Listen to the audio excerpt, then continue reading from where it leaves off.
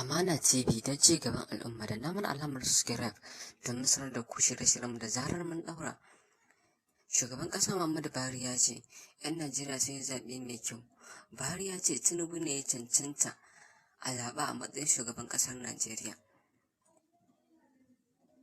Shugaban ƙasa Muhammadu Buhari a jawabinsa na bankwana ya yarda cewa 'yan Najeriya sun ɗauki matakin da ya dace na zaɓar Bola Ahmed Tinubu a matsayin shugaban ƙasa nan gaba. Buhari ya ce murna cimma daɗaɗɗiyar mafarkinsa, sannan ya yaba wa cancanta da adalci da jajircewa wajen ci gaban Najeriya. Shugaban ƙasa mai barin gado ya nuna ƙarfin gwiwa cewa shugaban Tinubu zai kai ƙasar zuwa tafarkin ci gaba. Ya ce kishin ƙasar, zaɓaɓɓen shugaban ƙasar, gogewa da adalci zai kai ƙasar ga tafarkin ci gaba.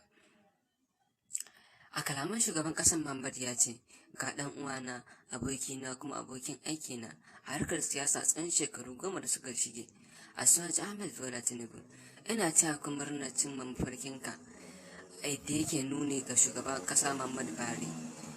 Buhari ya ƙara ce, ya kalli Tinubu ya ce, ina taya ka murnar cimma mafarkinka wanda ya zama gaskiya saboda kishinka na son saka Najeriya cikin jerin manyan ƙasashen duniya.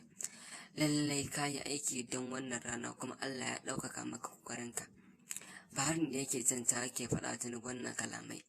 Ba na shakka cewa kishinka, adalci wajen hulɗa da mutane, daidaito, bibiyarka ga ƙasar da ƙoƙarinka na ganin Najeriya ta ɗaukaka a duniya zai fishe ka ƙarƙashin jagorancin Ubangiji da ke jagorantar ƙasar zuwa matakin ɗaukaka.